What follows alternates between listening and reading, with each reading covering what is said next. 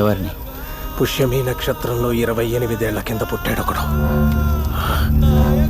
నేరేడు పండు లాంటి కళ్ళు, అరిటాకంత చెయ్య,